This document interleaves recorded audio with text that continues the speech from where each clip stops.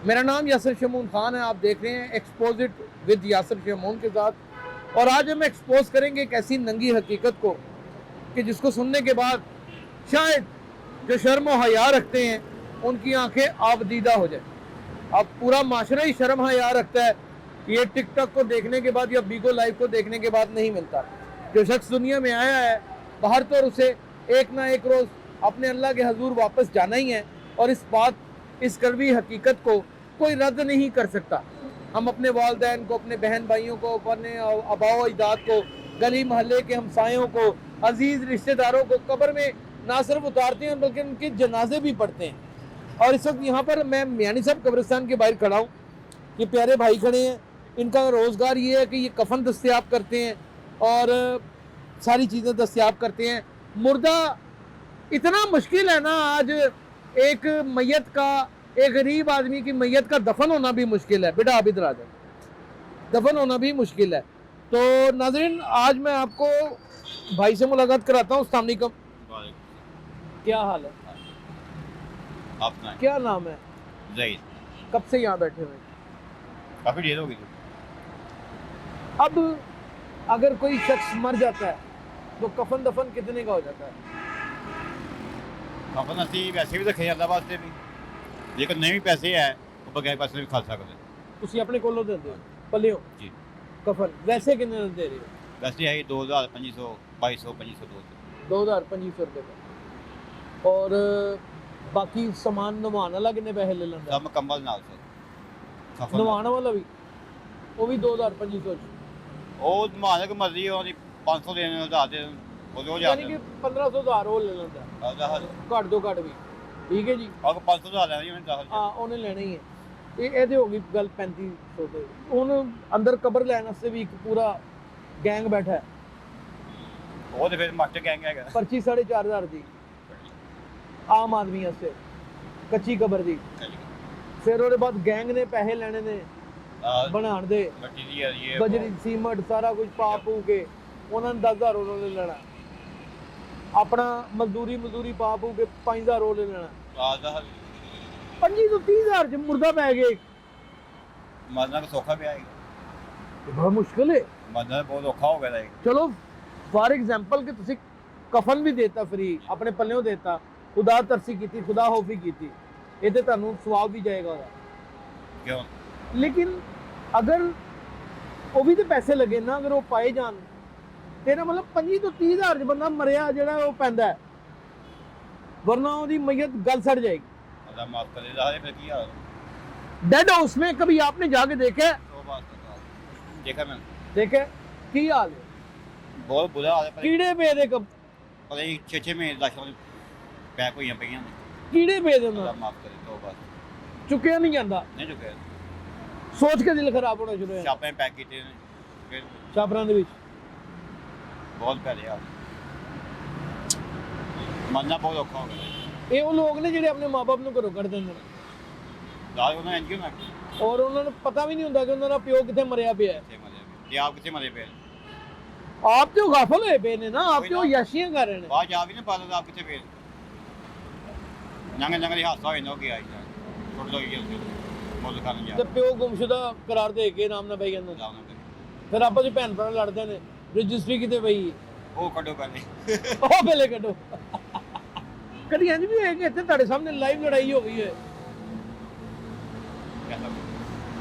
ਹੋਇਆ ਹੋਏਗਾ, ਤੁਸੀਂ ਦੱਸਣਾ ਨਹੀਂ ਚਾਹੁੰਦੇ। ਨਹੀਂ ਨਹੀਂ ਹੁੰਦਾ ਮੈਂ ਦੱਸ ਨਹੀਂ ਮੈਨੂੰ ਕਿ ਕੋਪ ਪਿਆ ਕਿ ਅल्लाह माफ करे। ਇਹ ਗੱਲ ਹਕੀਕਤ ਹੈ ਕਿ ਇੱਥੇ ਕਈ ਐਸੇ ਲੋਕ ਵੀ ਨੇ ਜਿਹੜੇ ਵਿਚਾਰੇ ਦਫਨਾਉਣ ਤੋਂ ਵੀ ਜਾਂਦੇ ਨੇ। ਵਾਹ ਜੇ ਮਜ਼ੇ ਤੇ ਦੁਕਾਨ ਤੇ ਹੈ ਹੀ ਯਾਨੀ ਚੀਜ਼ਾਂ ਵੇਚ ਵਟ ਕੇ ਦਫਨਾਉਂਦੇ।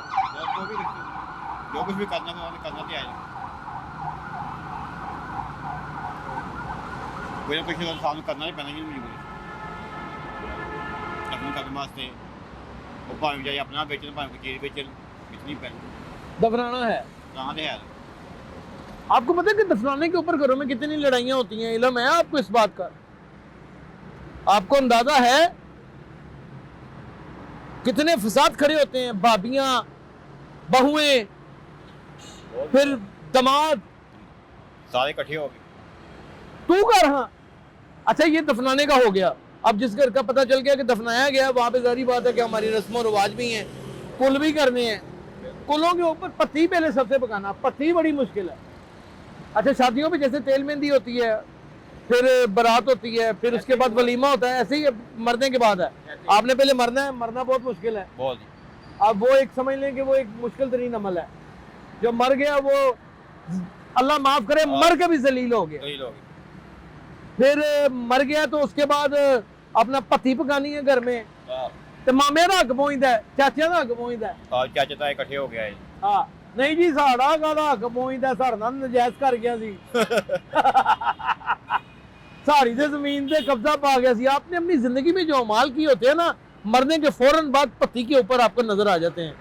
वो पत्ती रिश्तेदार खा के जाते हैं, ऐसे बेशर्म है, सारी रात बैठे रहते हैं। फिर हाँ, और फिर उसके बाद जो दूसरे शहर से आए हैं उनके मंजी बिस्तरे का भी बंदोबस्त करना है, उनकी सुबह नाश्ते भी कराने हैं, सुबह भी दोपहर को भी। फिर कुल कराने हैं। तो कुल सिर्फ पुजे चनों के ऊपर नहीं होना, कमल खाना पीना हर चीज, रोटी पानी हर चीज। मौलवी साहब को अलग पैसे पे ही वरना मौलवी साहब रू ढक लेंगे।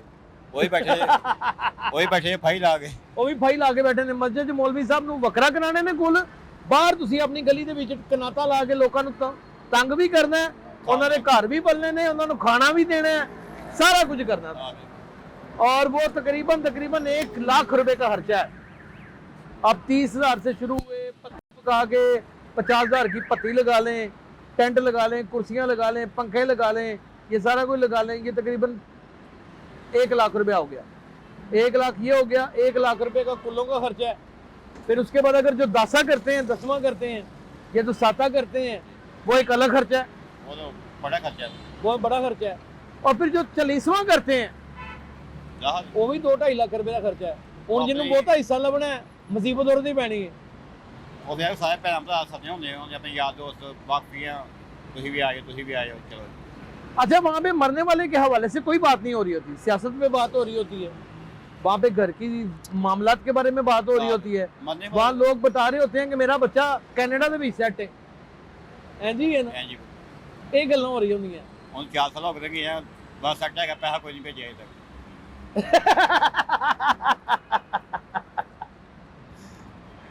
ਬਸ ਅਸੀਂ ਉਹਨੂੰ ਭੇਜਨੇ ਪਿਆ ਪਿੱਛੇ ਪੈਸੇ, ਲੈ ਵੀ ਖਾ ਪੀ ਐਸ਼ ਕਰ। लोग कई तक साल कब्रां दे आंदे भी नहीं, ये दूर ਦੇ ਹੁੰਦੇ ਉਹ ਫਿਰ ਨਹੀਂ ਆਉਂਦੇ, ਉਹ ਨਹੀਂ ਆਉਂਦੇ। और फुल शुल किस तरह दे रही है? अभी बड़े महंगे हो गए थे। नहीं सस्ते हो, किस तरह? 250 रुपए 300 रुपए 250 किलो, बच्चे हुए 1000 रुपए किलो हो गए पीछे। 1000 रुपए किलो ਹੁਣ दोनों हो गए। सर्दी पई ना तो पहले 1000 रुपए किलो हो गए सर, ਹੁਣ 250 ਤੇ ਆ ਗਏ ਨੇ। यानी कि अभी रेट डॉलर की तरह बढ़ता है घटता है, ऐसा रोज का रेट होना मंडी है, रोज का मंडी का। अब ये जो फूल कब्रों पे आप डालते हैं ये भी रोज का मंडी का रेट होता है। अच्छा फिर कई लोग गाड़ियां भी यहाँ से सजवा के जाते हैं, यहाँ पे मैयत आती है, यहाँ पे गाड़ियां सजवा के जाते हैं। वो गाड़ी तो नहीं सजवा के जाते, वो अपनी मौत का सामान लेके जाते हैं, अपना जहन्नम का ईंधन लेके जाते हैं। ऐसा नहीं, पाकिस्तान में मरना जितना जीना नामुमकिन है ना, उतना ही मरना नामुमकिन। कैसा मुल्क, मरना ज्यादा मुश्किल है, जीना आसान है। जो जी के बाद ज्यादा मरना बहुत औखा हो गया, मरना शहर ਦੇ ਵਿੱਚ ਖਾਸ ਕਰ, बहुत औखा है। ਸ਼ਹਿਰ 'ਚ ਖਾਸ ਕਰ, शहर की ਪਿੰਡਾਂ 'ਚ ਪਿੰਡਾਂ 'ਚ ਨੱਪ ਨੂੰ ਬਦਲਦੇ ਨੇ, ਸਾਮੀ ਵਾਲੀ ਕਬਰ ਬਣਾ ਕੇ। ਪਿੰਡਾਂ 'ਚ ਘਰ ਦੇ ਪਤਾ ਨਹੀਂ ਹੁੰਦਾ ਫੋੜ ਕੋਈ ਕਿ ਨਹੀਂ, ਉਹ ਪੈਰਾਂ ਭਰਾ ਹੀ ਨਹੀਂ ਕੋਈ ਪੈਰ ਕਬਰ ਬਣਾਤੀ, ਦਫਨਾ ਕੇ ਘਰ ਆ ਗਏ। ਸ਼ਹਿਰ 'ਚ ਮਰਨਾ ਬਹੁਤ ਔਖਾ ਹੋ ਗਿਆ। इंसान को दफन करता है और ये देखें इंसान ही उसकी मैयत को बेच रहा होता है। तैयार कफन, गुस्ल का सामान दस्तयाब है, फूलों की चादर, ठीक है जी, ऑर्डर पर तैयार की जाती है। ये मौत की दुल्हन तैयार की जा रही है। लगाएं फतवा मुझ पर, लगाएं मौत की दुल्हन, ये मौत की दुल्हन तैयार की जा रही है। वो लोटा जिसे नहलाया जाता है, जिससे मुर्दा नहलाया जाता है उसका लोटा भी नहीं रखा जाता, जिससे मुर्दा नहलाया जाता है उसका फट्टा भी नहीं घर में रखा जाता, मनूस गिना जाता है। और मौत से हम कितना डरते हैं, और मौत को ही हम अपने हाथ से दफन करते हैं। और ये बात हकीकत कही है इस भाई ने कि वाकई जीना तो शायद कदरे आसान हो, मरना इससे भी मुश्किल हो गया है। एक्सपोजिट विद यासिर शमून के साथ हर बात यहाँ होगी, जिंदगी से लेके मौत तक की। अपना बहुत ख्याल रखिएगा।